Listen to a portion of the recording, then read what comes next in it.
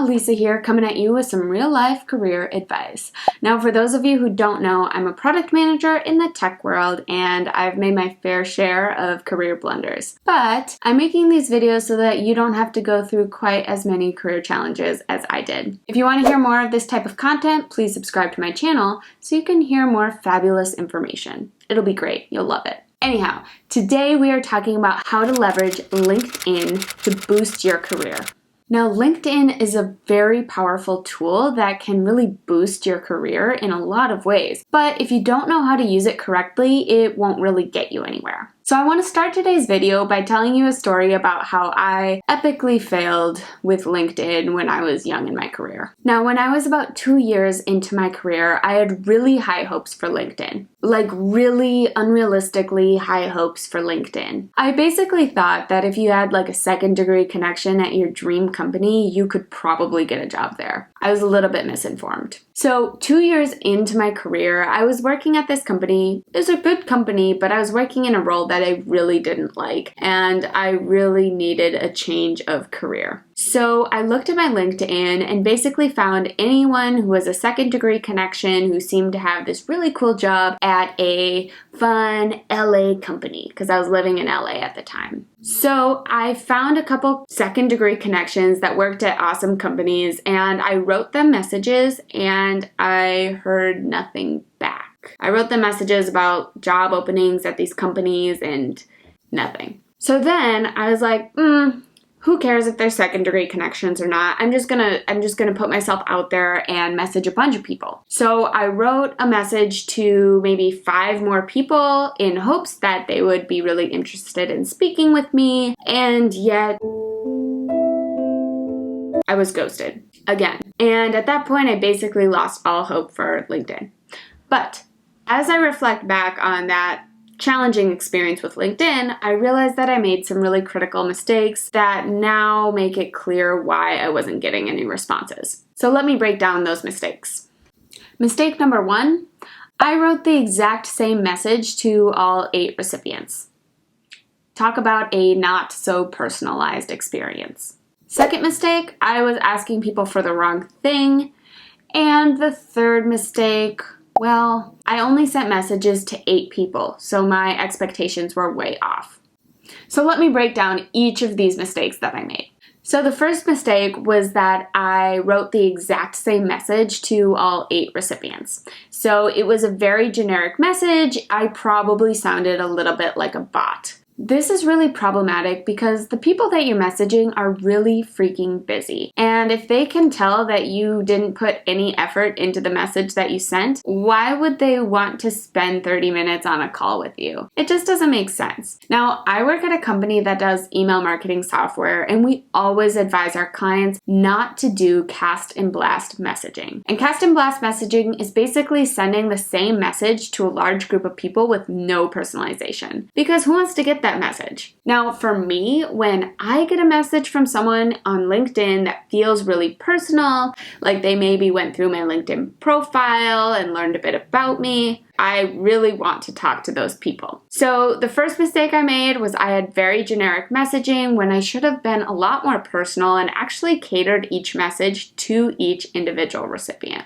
The second mistake I made was that I was asking for the wrong thing in these messages. When you're reaching out to someone and you're asking them about a specific job opening, you've got some unrealistic expectations. Because when you're emailing or messaging someone about a job opening, it's not like they can just say, "Oh, you're interested in this job? Great, I'll make sure you get hired." Hiring people takes involvement from a lot of different people, so if you're sending a message to someone expecting that they can get you a job, that's just unrealistic. It also puts them in a weird position if you're specifically asking about a job opening at their company, because they don't really know you well enough to refer you to that job, and it also makes it feel like you're just using them to get a job. Which you are in a way, but you get what I mean. No one wants to feel used. The third mistake that I was making when I was writing to a bunch of people on LinkedIn was that I only messaged about 8 people. Now, that means that I gave up way too soon. Now, in my experience, I can expect to get a response for every 10 messages I send on LinkedIn, and This makes sense. The people you're messaging are really freaking busy. They've got full-time jobs, maybe they have 2 jobs, they've got family, they've got friends, they've got hobbies. A lot of people just don't have time for random strangers sending them messages. And that's okay. You can't take it personally when people don't respond, and you need to go into it expecting that you'll maybe get a 10% response rate. So now let's talk about what you should do when you're trying to use LinkedIn for networking. Step 1, look for people who have a career path that you want to emulate. Take time to research people. Look at their background. Look at how their career has progressed. Is that a trajectory that you see yourself on? Can you relate to that person at all? And are they heading in the direction that you also want to go?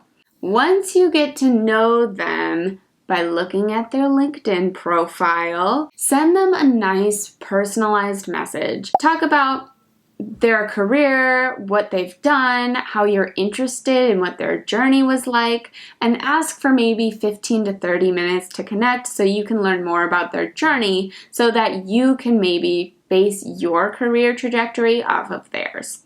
They'll be really flattered, I promise. Step 2, just avoid asking about a specific job opening. It would make them feel uncomfortable if you did that, and you don't want them to feel like you're just using them to get a job. Step 3, don't be afraid of rejection. Just don't.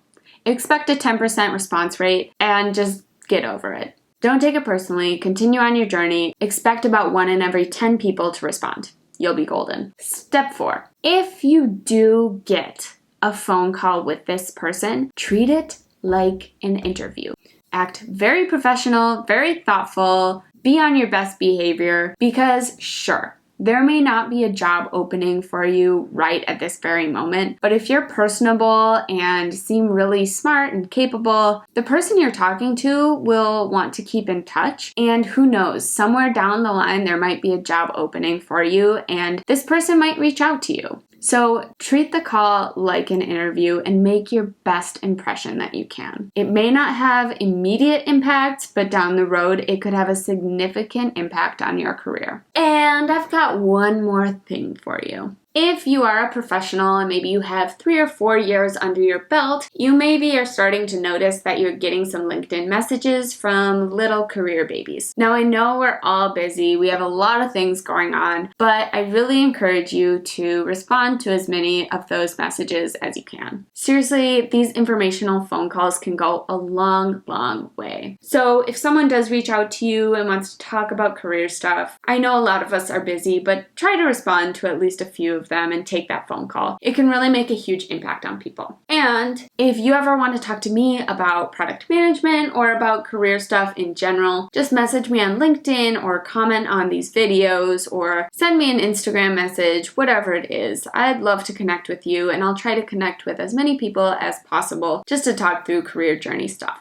So there you have it. Now you have some great tips on how to leverage LinkedIn to boost your career trajectory. I hope you really enjoyed this video. If you liked it, please press that thumbs up. I would greatly appreciate it. And if you want to hear more content from me, please subscribe to my channel. Thank you so much for listening, and I'll talk to you later. Au revoir. Adios. Ciao. Bye.